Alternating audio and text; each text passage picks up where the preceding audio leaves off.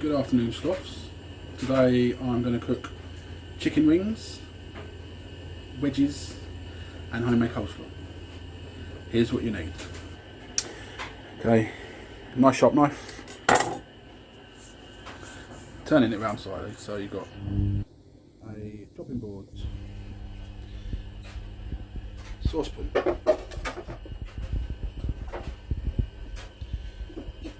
grater.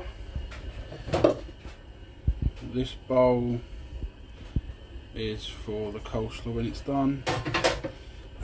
Big plastic bowl. This is so where I put my chicken wings and the rubs we're going to talk about in a second. And then I've got a large oven dish. All we're going to do with this is put the wedges and the chicken wings in when we finish cooking.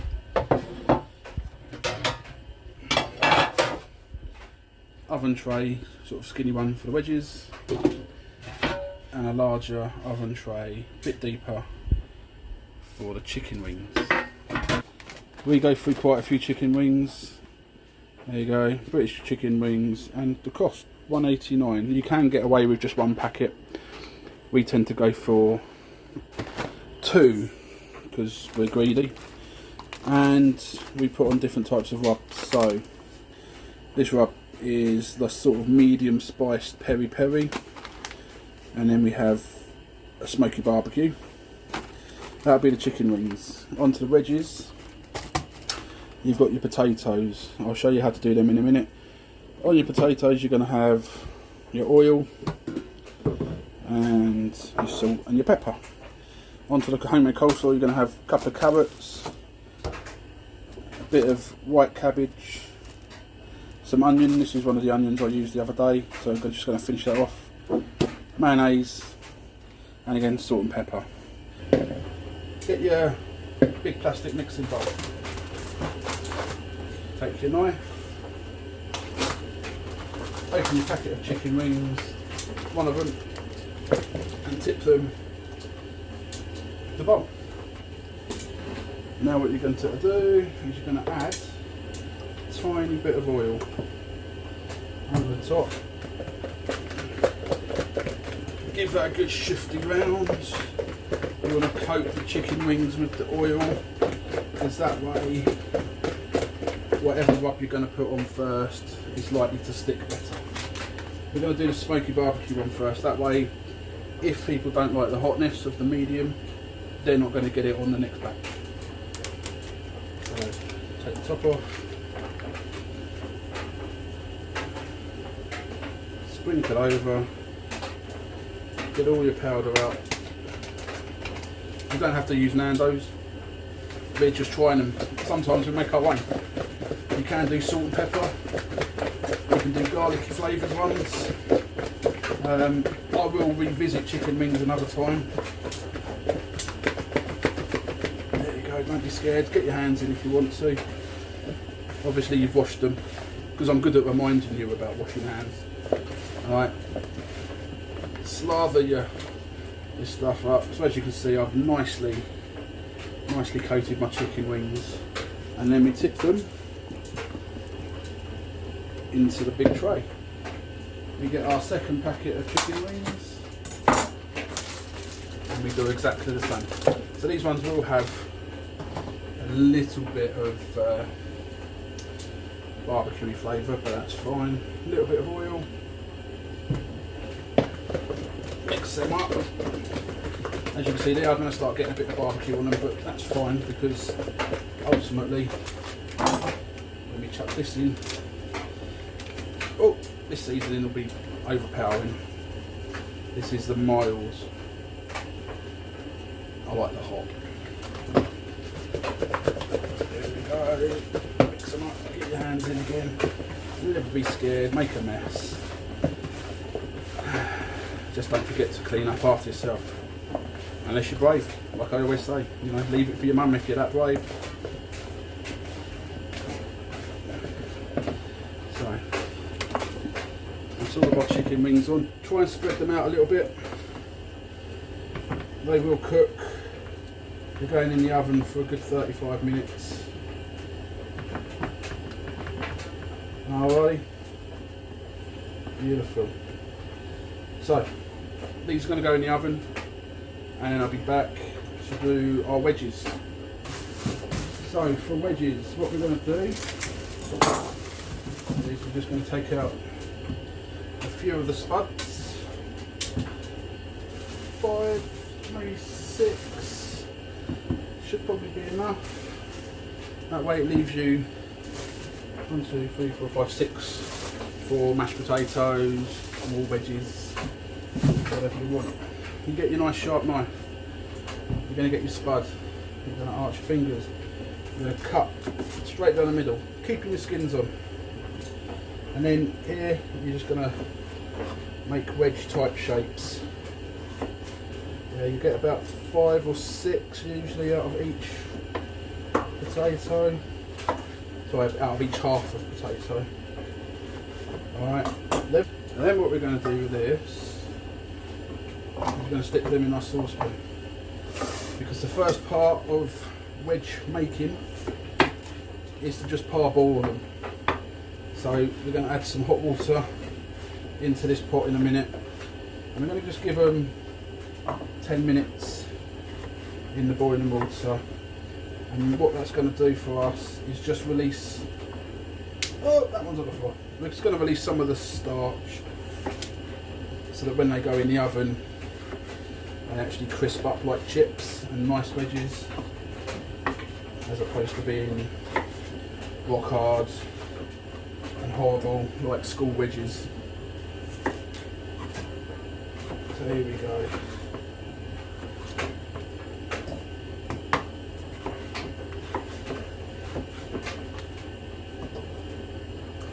Luckily I have boiled the kettle already, so we don't have to wait for that bit.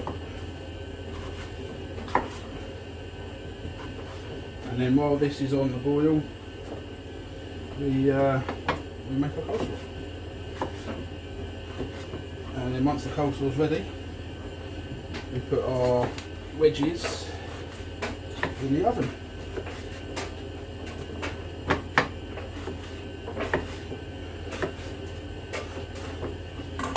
Alright, so as you see, a full saucepan of spuds.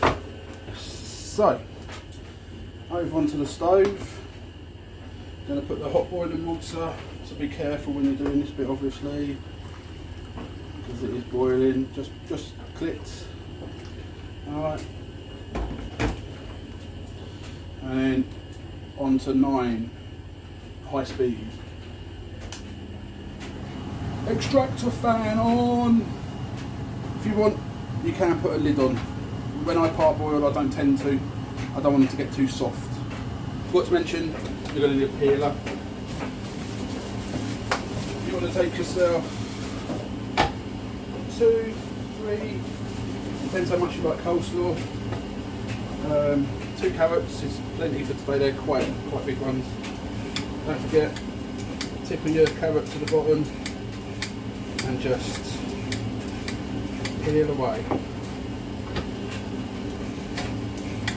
This one's a big old carrot.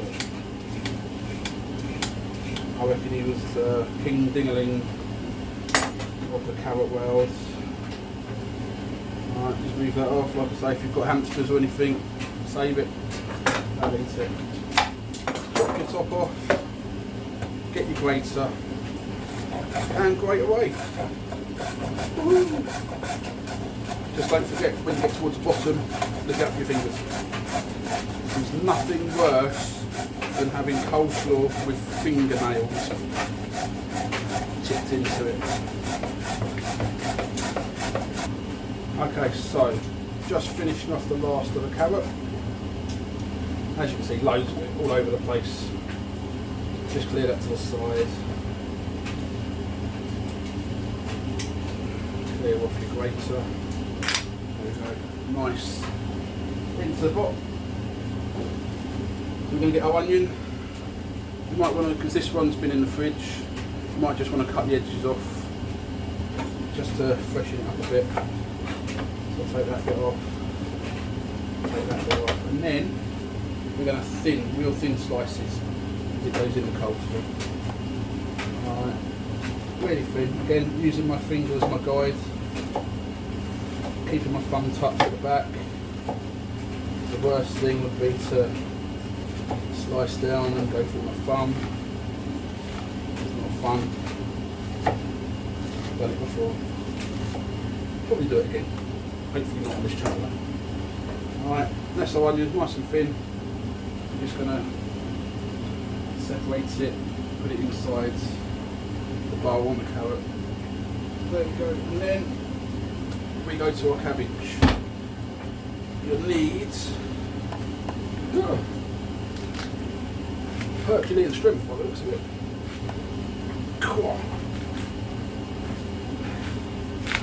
There we go. Probably need about half. Oops. Take off the plastic sheeting, don't need that, it doesn't taste very nice. Right, so inside of here you can see you've got the core. So we want to get rid of that. There's two options. You cut it out, or you cut it into quarters, chop it down, and then literally just take the whole bit out. That there's the core, we're not going to eat that. Alright, so do it on both of these.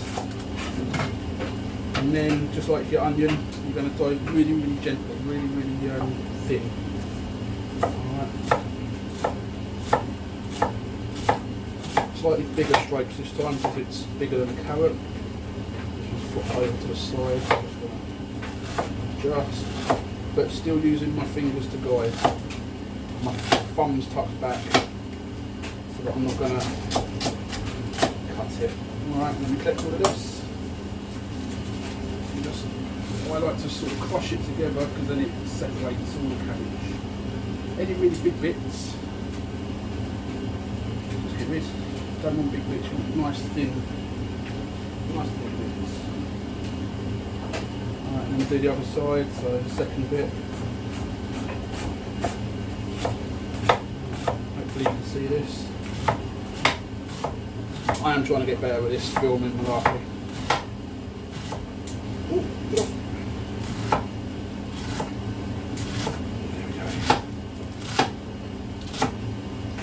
It. Again, just give it a good old crush together. Chuck that on the top. Alright, so I've kind of realised for now I might have a little bit too much of the old coleslaw mix. Alright, as you can see there. So to actually mix all that up is going to be a little bit tricky. So I'm going to just put it into this bowl over here, mix it up, and then for when I'm serving up I will put it back into that one. Alright, so here we go. This is how we're going to mix this all up. So you can, if you wish, use a spoon. You can, if you wish, use your hands. Your hands are clean.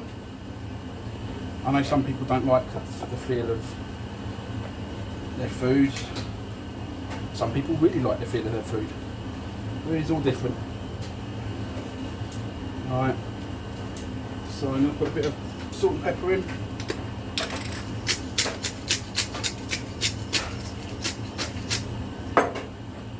Pepper, only a little bit of salt, don't need too much. Putting salt onto the wedges, so there'll be plenty of salt in the meal as it stands.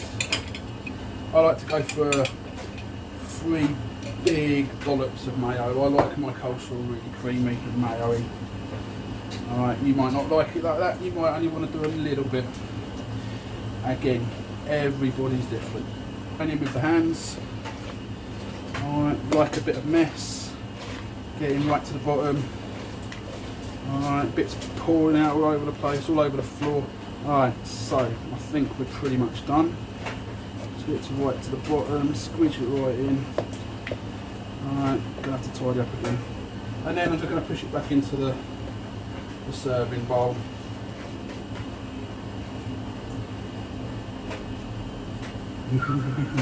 Alright, wash your hands. As you can see, they're boiling nicely. I'm going to take them off the heat now.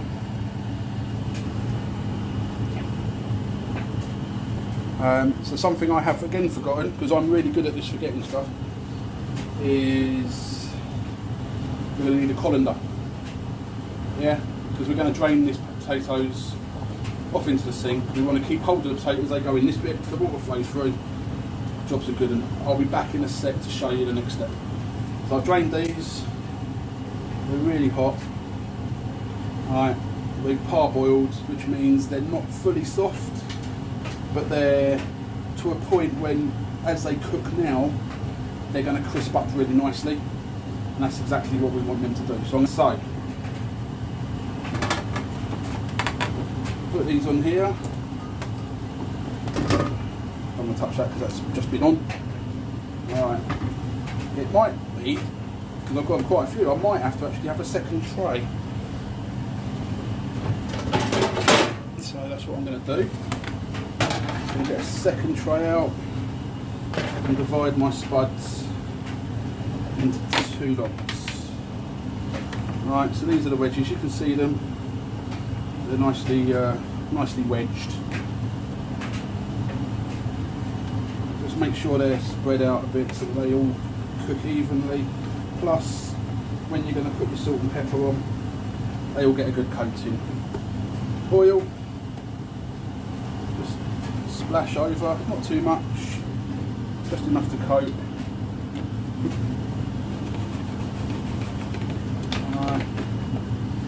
Get your salt. Again, depends on how much you want. Some people like their wedges and their chips really salty. Some people just like them to have that little bit of taste. You can, if you want, put herbs on it. So oregano, rosemary. Normally I've got some growing in the garden. Okay, Sloths, so chicken wings are in the oven, done. Wedges, salted and peppered, pre-cooked, in the oven, done. Coleslaw, done. Wedges are going to take 20 to 25 minutes. Chicken wings 35 to 40. You want them nicely cooked through. You give them a bit longer, they start to fall off the bone. They're brilliant. And with the coleslaw, everything's all done.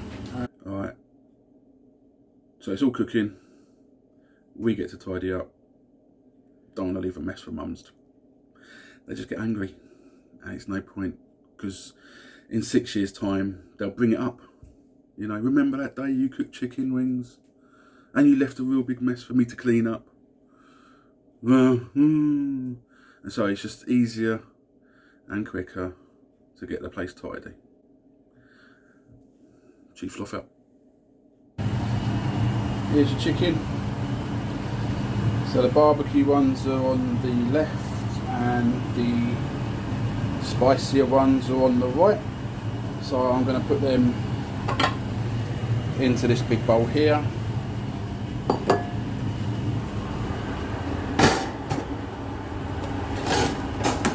And here we go, salt and pepper wedges.